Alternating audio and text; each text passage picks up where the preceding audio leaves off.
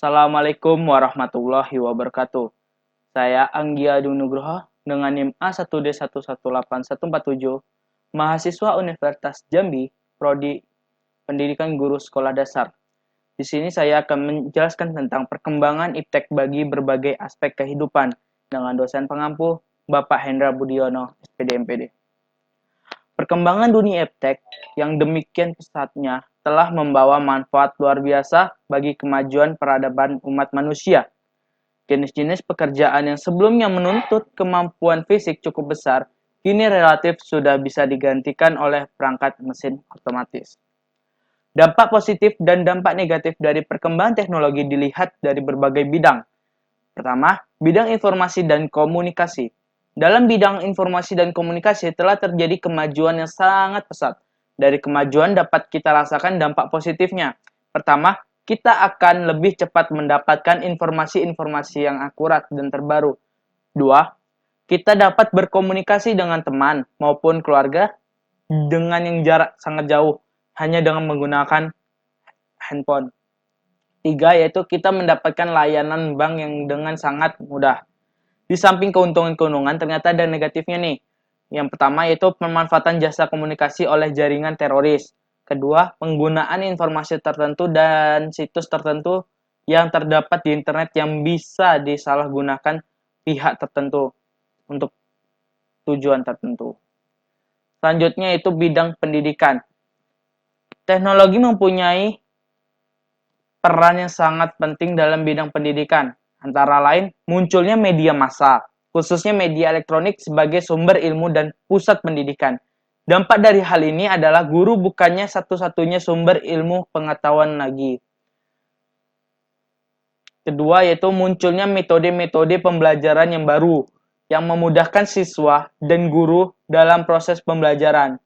Yang ketiga, yaitu sistem pembelajaran tidak harus melalui tatap muka. Dengan kemajuan teknologi, proses pembelajaran tidak harus mempertemukan siswa dengan guru, tetapi bisa juga menggunakan jasa internet dan lain-lain. Seperti sekarang yang kita rasakan ini, seperti homework. Kita bisa menggunakan aplikasi-aplikasi yang telah sediakan untuk belajar tatap muka jarak jauh.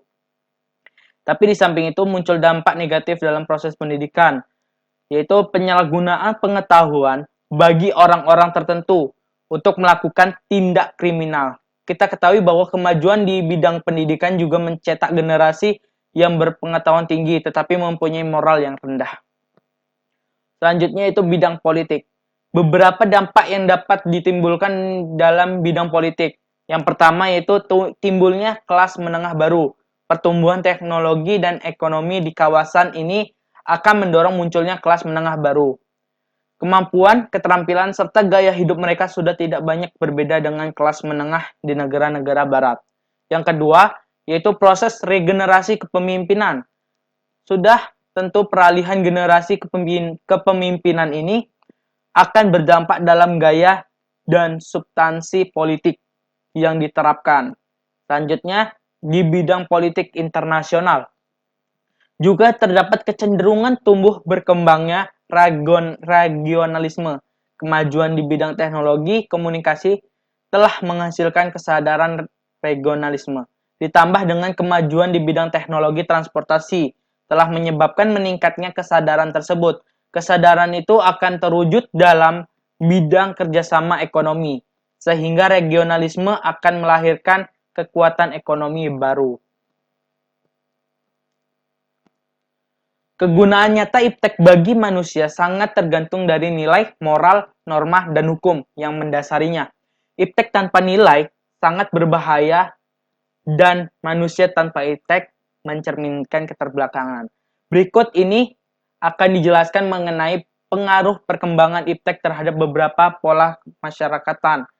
Yang pertama yaitu pemenuhan kebutuhan primer dan sekunder. Yang pertama yaitu pemenuhan kebutuhan primer. Kebutuhan pokok utama yang harus dipenuhi itu sandang. Yang kedua itu pangan. Sandang, manusia sebagai makhluk hidup susila memerlukan pakaian. Mula-mula pakaian yang digunakan hanya untuk menutupi aurat saja. Kemudian pakaian yang juga berfungsi sebagai melindungi diri dari serangan panas matahari dan di udara dingin. Sekarang pakaian mempunyai fungsi yang lebih luas lagi, yaitu kenyamanan dengan menciptakan jenis sesuai dengan kebutuhan, misalnya pakaian kerja, pakaian tidur, pakaian olahraga, dan sebagainya. Selanjutnya itu pangan. Pangan merupakan kebutuhan pokok manusia untuk dapat bertahan hidup. Kebutuhan pangan ini terus meningkat baik kualitas maupun kuantitas, sejalan dengan meningkatnya jumlah penduduk. Selanjutnya itu pemenuhan kebutuhan primer. Kalau tadi sekunder, sekarang primer. Kebutuhan sekunder manusia timbul setelah kebutuhan primernya terpenuhi, terutama kebutuhan akibat manusia makin memerlukan hubungan dengan manusia lain. Antara lain diperlukan industri untuk memenuhi kebutuhan manusia secara massal. Transportasi yang diperlukan untuk mengangkut barang-barang kebutuhan dari satu daerah ke daerah lain itu diperlukan untuk hubungan manusia dari satu daerah ke daerah lain. Yang pertama yaitu dalam bidang industri. Teknologi merupakan cara yang harus dilakukan manusia dalam usaha untuk memenuhi kebutuhannya yang makin meningkat, baik kualitas maupun kuantitasnya. Karena itu diperlukan alih teknologi atau transfer of teknologi dari negara-negara maju ke negara-negara berkembang. Secara positif, industri memang memberikan kegunaan yang besar bagi manusia. Tetapi dampak sampingnya berupa limbah industri dapat pula menimbulkan gangguan bagi penduduk yang bertempat tinggal di sekitar kawasan industri tersebut. Yang kedua yaitu bidang transportasi. Penemuan roda memegang peranan penting transportasi, karena dengan roda yang bentuknya bundar diperlukan gerakan yang mudah.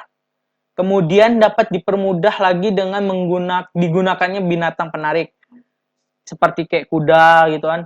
Nah, sehingga beban manusia semakin ringan. Setelah ditemukan mesin yang dapat menggerakkan roda, maka transportasi bukan hanya lebih ringan, tetapi lebih cepat juga.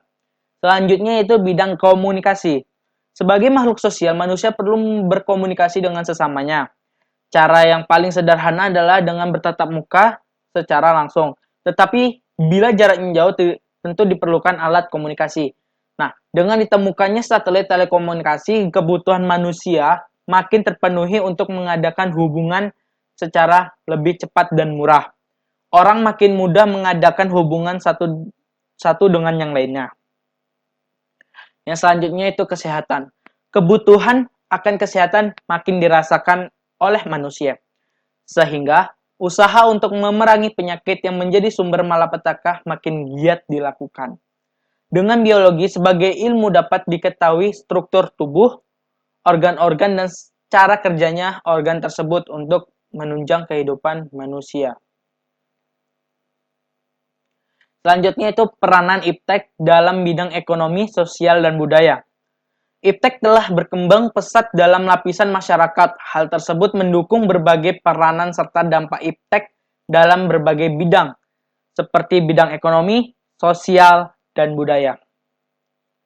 Pertama kita ke bidang ekonomi. Ekonomi adalah kebutuhan manusia, maka siapa yang dapat menguasai perekonomian dialah yang memegang kekuasaan. Pada saat mata pencarian utama manusia masih menyangkut soal tanah, kaum feodal lah yang memegang kekuasaan tersebut. Sedangkan industri memegang peranan penting dalam ekonomi, maka kaum kapitalis lah yang memegang peranan utama dalam penyediaan segala kebutuhan manusia. Pada bidang ekonomi, kemajuan iptek dapat dirasakan. Hal ini terbukti karena saat ini banyak orang yang kehidupannya makin sejahtera berkat usahanya dalam bidang iptek.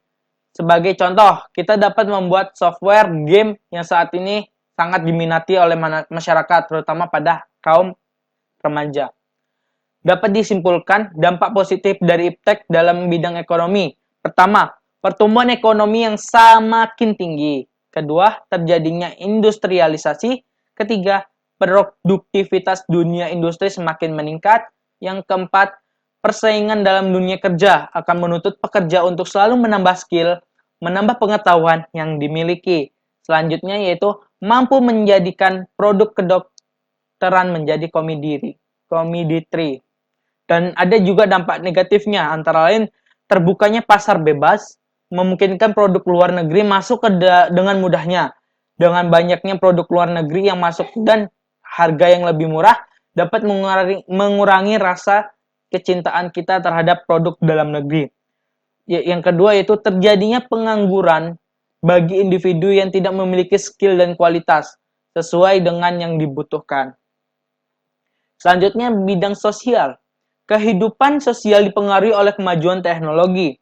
Kebutuhan manusia akan pangan sangat dipengaruhi oleh kemajuan teknologi dalam bidang pertanian. Sedangkan kebutuhan akan komunikasi dipengaruhi oleh teknologinya, seperti media cetak, media elektronik. Selain untuk berkomunikasi, juga dapat memperluas wawasan. Dampak positifnya, pertama, meningkatkan rasa percaya diri kemajuan ekonomi di negara-negara Asia, melahirkan fenomena yang menarik. Yang kedua, tekanan, kompetisi yang tajam di berbagai aspek kehidupan sebagai konsekuensi globalisasi akan melahirkan generasi yang disiplin, tekun, dan bekerja keras.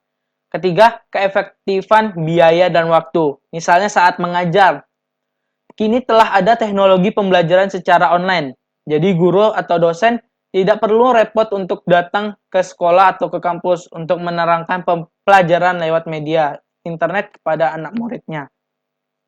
Yang terakhir, dampak positifnya yaitu masyarakat tidak perlu lagi membeli koran untuk mengetahui informasi mengenai berita. Cukup dengan membuka internet, kita sudah dapat membaca berita melalui media online dan tidak mengeluarkan biaya. Tapi ingat, pilihlah berita yang tepat, jangan terbawa dengan berita hoax.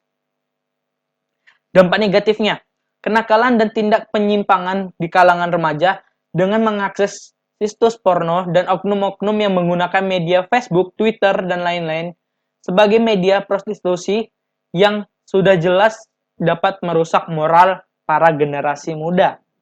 Yang kedua yaitu melemahkan rasa gotong royong dan saling menolong yang menjadi ciri khas masyarakat Indonesia.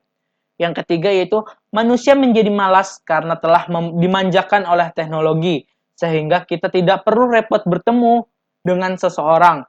Dengan teknologi kita tetap dapat bertatap muka meskipun tidak bertemu dengan orang tersebut. Masyarakat memang banyak yang mengeluh mengenai dampak negatif dari kemajuan teknologi. Namun, kegiatannya tetap dilakukan karena memikirkan lebih banyak untung daripada rugi. Meskipun dampak negatif tidak lebih banyak daripada dampak positifnya, kita tetap harus menghindarinya, karena dampak yang kecil juga dapat menimbulkan dampak lain yang lebih besar. Yang selanjutnya itu bidang budaya. Budaya atau kebudayaan adalah kerangka acuan bagi perilaku masyarakat dan pendukungnya yang berupa nilai-nilai kebenaran, keindahan, dan keadilan kemanusiaan yang berpengaruh sebagai kerangka untuk membentuk pandangan hidup manusia yang relatif menetap dan dapat dilihat dari warga budaya itu untuk menentukan sikapnya terhadap berbagai gejala dan peristiwa. Dampak positifnya, yang pertama semakin berkembangnya daya pikir individu dalam satu bidang, baik dari segi ekonomi, politik, pendidikan, dan lain sebagainya. Yang kedua, kemampuan individu dalam mencari dan mengumpulkan data untuk bahan diskusi dapat mereka dapatkan dengan cepat dan akurat melalui media berbasis teknologi. Sedangkan dampak negatifnya, penyalahgunaan media teknologi sebagai sarana pencarian yang tidak ada hubungannya dengan ilmu pengetahuan. Hal tersebut dapat membentuk kebudayaan yang rendah dan moral maksudnya membentuk kebudayaan yang rendah akan moral dan sumber daya manusia yang bobrok dan tak berkualitas. Selanjutnya dampak negatifnya itu IPTEK adalah akronim dari ilmu pengetahuan dan teknologi, di mana dari akronim tersebut mempunyai arti masing-masing, baik ilmu pengetahuan maupun teknologi. Baik, terima kasih untuk semuanya yang telah menonton. Inilah penjelasan-penjelasan yang dapat saya sampaikan. Mohon dukungannya dengan menonton video ini, like, dan subscribe, dan share ke teman-temannya. 1 menit dari kalian bermanfaat bagi saya. Terima kasih. Wassalamualaikum warahmatullahi wabarakatuh. Stay at home.